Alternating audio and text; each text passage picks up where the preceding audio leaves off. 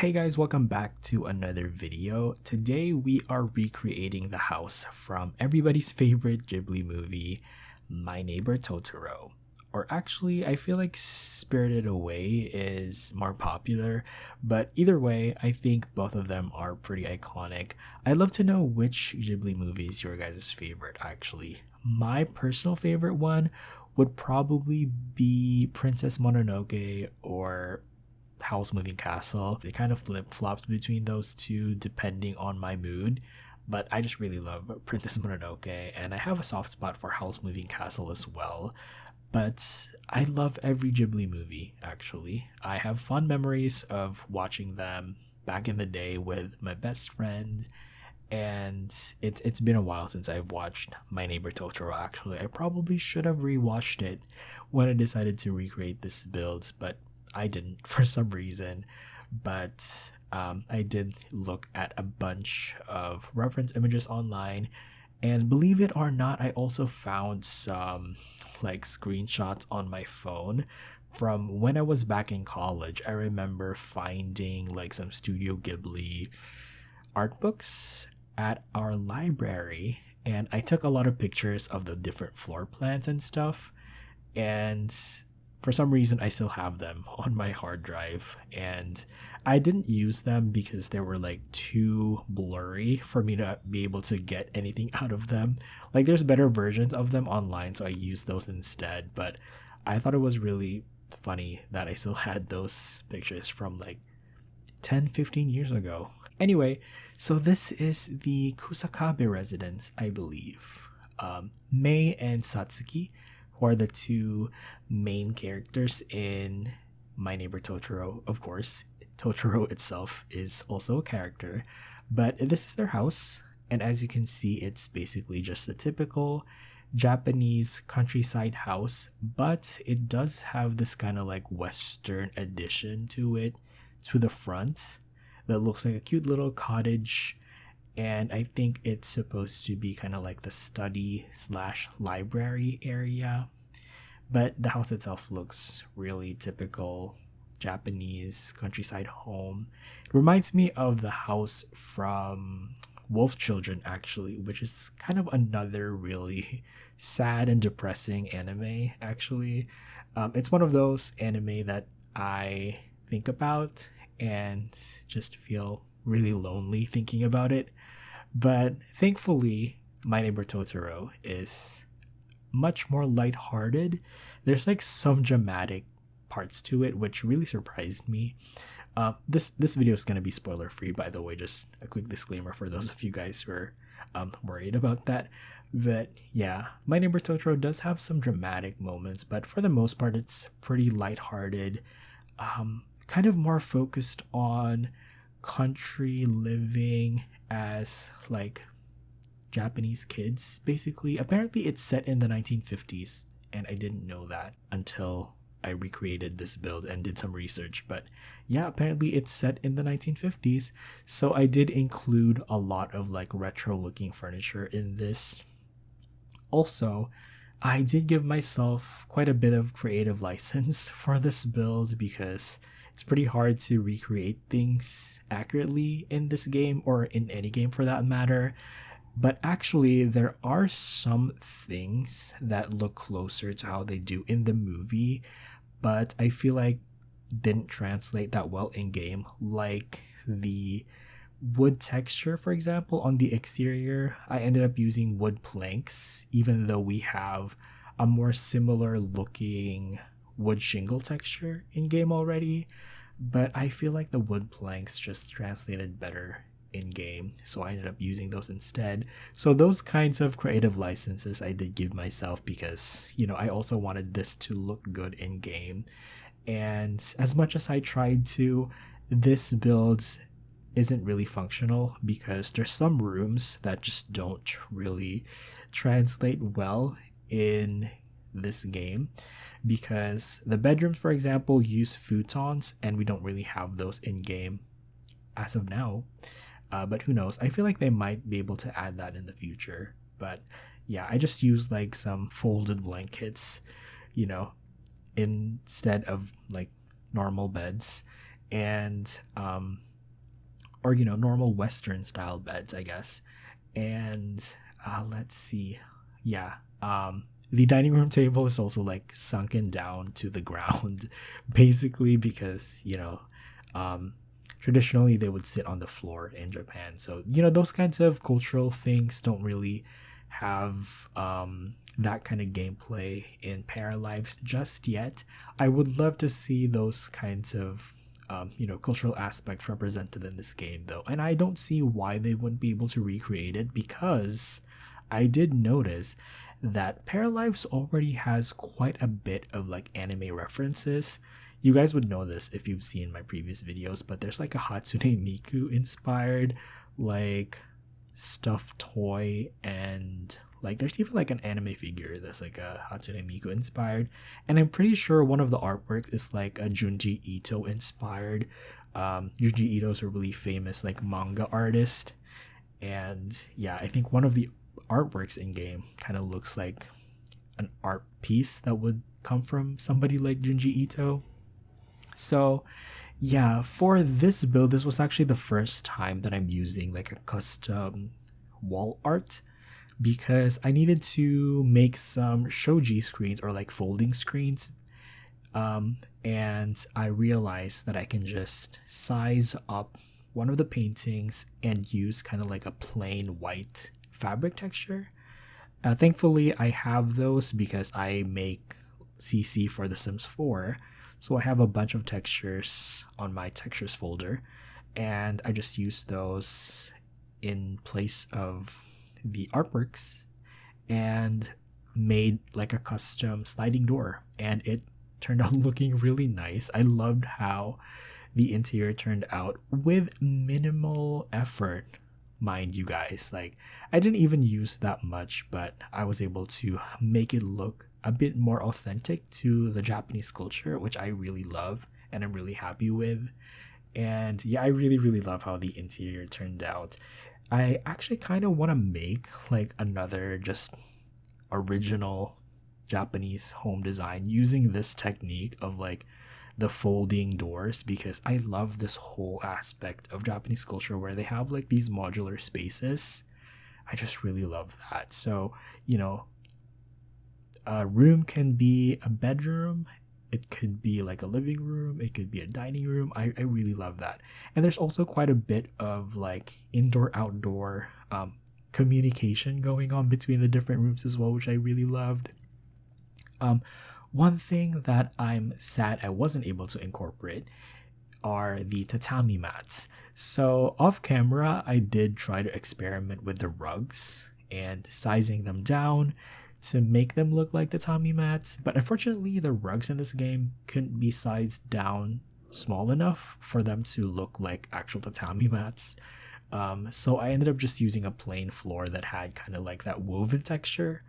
I would have loved to have had like the black outline or like the dark fabric outline that they have in tatami mats, but unfortunately that just isn't possible to recreate in game. Maybe there's a way to do it if I imported like a custom rug texture, but I still wouldn't be able to make the rug small enough though. Or maybe I can use like a big rug and like make it like a multiple tatami rug. I don't know. There's a lot of ways you can do it, which I love because that just speaks to how, you know, how much creativity you can have with this game and how versatile it is. But yeah, so far I was pretty happy with how it turned out. I didn't mind the lack of tatami because, you know, we still had the textured floor that kind of had that texture. And yeah, I'm also using a lot of like mid-century looking furniture because, as I said earlier, the movie is apparently set in the 1950s. I didn't actually know this when I was watching the movie, but looking back, a lot of Studio Ghibli movies seem to be set in this kind of area, or like in this kind of time period. Like, there was another one, I forgot the name of it, The Wind. It's not Gone with the Wind. It's the one where he's like a designer for like airplanes. Oh my gosh, I forgot the name of it. But that one also is kind of like set in World War II or like slightly post-war era. Oh my gosh, don't even get me started on Grave of Fireflies, oh my gosh, you guys, that's like the worst movie because it's so sad. I remember watching it with my friend and falling down the rabbit hole of like really depressing movies because I remember watching it at my friend's place and I couldn't stop thinking about it. I ended up watching like the series, the live action series and live action movie. I think at the time it was still on Crunchyroll. I'm not sure if it's still up there right now, but yeah, I fell into that rabbit hole that I don't want to get back into because it's just way too depressing. For those of you who don't know, Grave of Fireflies is set in World War II Japan, and it's all about like two kids basically surviving in this wartime era. It's so sad. But yeah, on a much more lighthearted note, I guess, I just have to give a special shout out to Tales from Earth Sea. I know that's a controversial take, but I really loved that movie. I think it's from Hayao Miyazaki's son, actually, if I'm not mistaken. But Tales from Earthsea is really good. I love the visuals and I love the adventure aspect of that movie.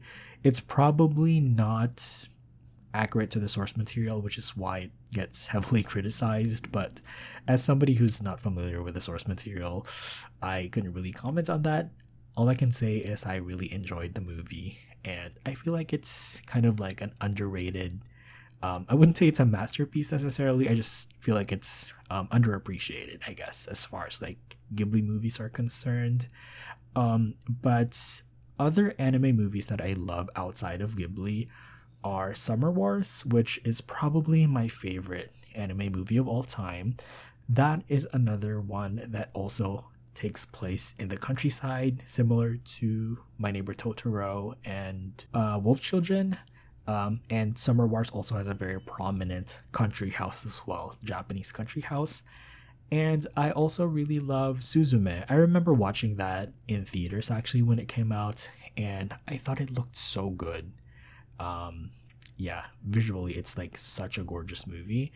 And really, really quickly, before somebody points it out, I know that I sound really tired in these voiceovers. Trust me, I wish I sounded better.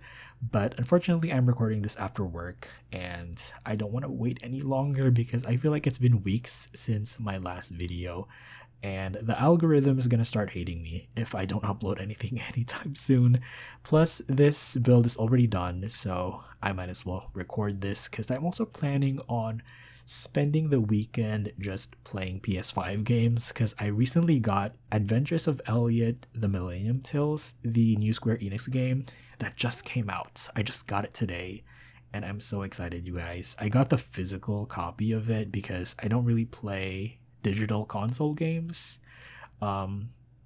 If I had a choice, I probably wouldn't play any digital games, but unfortunately for games like Paralives or Sims 4 that don't have a physical release, digital is the only way to play it. Sims 4 has a physical release for the console and for the first couple of packs and the base game, but you still need like Origin or the EA app to be able to play it, so kind of defeats the purpose of physical games. And most of the recent physical Sims 4 releases are like code in a box games, which I hate so much. But unfortunately, that's how the gaming industry works right now, especially for PC gaming. There's still a little bit of hope left for console gaming. Hopefully, that doesn't happen because I'm still, pretty old school when it comes to, playing my games. Because I do like the experience of having physical games and, having it displayed on my shelf and being able to put the disc inside of my offline console and being able to play it without like a day one update or anything like that. But yeah, I feel like I rambled over the interior furnishing of this house, but you did just see me furnish the library or the study, and I really loved how that turned out because it looks so cozy, you guys. So in art history, there's this thing called horror vacui, and I really hate horror vacui, you guys. It's basically the fear of empty space, and yeah, I love how cozy it could sometimes look, But I personally, for my personal preference, I like there to be some sort of breathing room or some sort of palette cleanser. When I'm appreciating artwork, for example, like I want to focus on the artwork, and not be distracted by anything else basically. And um, yeah, that's why you'd always see me in my builds that I like a good crisp empty wall, because I feel like you need some sort of breathing room. I feel like it gets overwhelming when you have too much decoration, too much clutter. But a great person once said that minimalism is for rich people, and they're not wrong. Some people like the overly cluttered vibes, which I really appreciate. I personally like minimal clutter, and more minimalistic interiors, basically for my designs. But that's just a personal preference. But yeah, for the dining room, once again, not really functional. But I was able to see a lot of reference images for this room in particular, so I was able to recreate the cabinet layouts quite accurately to how they have it in the movie. I think the only difference is that in the shelving display on the wall, the items that I used aren't accurate to the movie because we didn't really have those in game. So I just used whichever ones I could use to fill up those empty shelves on the wall. But yeah, moving on to the kitchen, this actually ended up being one of my favorite parts of the house. And as you can see, it does have a step down, and I'm always scared to do that in this game because I feel like it always messes up something. Whenever you do like some split leveling in Paralives, something else gets messed up. Like it's either the floor gets deleted or the ceiling gets deleted or something or another. But yeah, I'm really happy that didn't get messed up too much in this build. I think the only glitch that I experienced doing this build is actually, I don't actually know what caused it, but some of the items on the kitchen just ended up floating for some reason. Like there's a shelf that's on the window right here, and for some reason when I left and went back to the kitchen, it was just floating with all of the clutter on it floating in midair. I don't actually know what caused it, but it was pretty easy to put back to where it's supposed to be because all of the items that are on the shelf snap onto the shelf, so I didn't have to like replace them individually, which is pretty cool. But yeah, I was really happy with how this room in particular turned out. I do feel like it's one of the more interesting rooms in this house in the movie. I also added some like wooden platforms, which are actually just, sunken down tables, but I noticed that they had these in the movie. I'm guessing it's to make it so that the shoes doesn't get dirty when they step on the earth floor. But yeah, I thought that was pretty cool. I realized I was able to do that quite late, but I ended up using that same technique and adding some in the genkan or the entrance area as well. And a train just passed by as I was saying that. But anyway, the bathroom is pretty simple. It's literally just a bathtub. I think there's supposed to be some sort of underground kind of like heating aspect to it. But yeah, the bathroom itself is pretty simple. It's literally just a bathtub. But I did find a curved one that kind of reminds me of the circular bathtub that they had in the movie.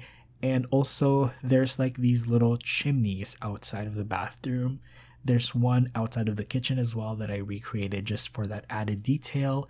And there is also a little shed with a well on the backyard of this house as well. I could have sworn we had some sort of pump, like a water pump in this game, but maybe I'm imagining things. Maybe I'm thinking of The Sims 4. I don't know. It's all kind of a blur to me, you guys. I can't believe this game's been out for like almost a month now. And oh my gosh, you guys, I've been loving it so far. It has definitely revitalized my love for these kinds of building games, which I kind of lost with The Sims 4, like I'm not gonna lie. I've been feeling pretty burnt out with The Sims 4 recently, but I feel like Paralives has just revived it, and I'm so excited to get back into The Sims 4 actually and maybe do some more builds. If you guys have any suggestions, please feel free to let me know. I already have another idea for another like anime house build, but it might not be what you guys are expecting. So pretty excited to get that up for you guys. I also have a couple of Sims 4 builds in the back burner as well. So I might finish those and get those up on the channel as well. But for the landscaping, I just tried my best to recreate how it looks from the reference images that I have, and I was pretty happy with the end result as well. But it looks like that is going to be it for this build. Thank you guys so much for watching. You all have an awesome day. Enjoy the rest of the video, and I will see you guys next time. Bye bye.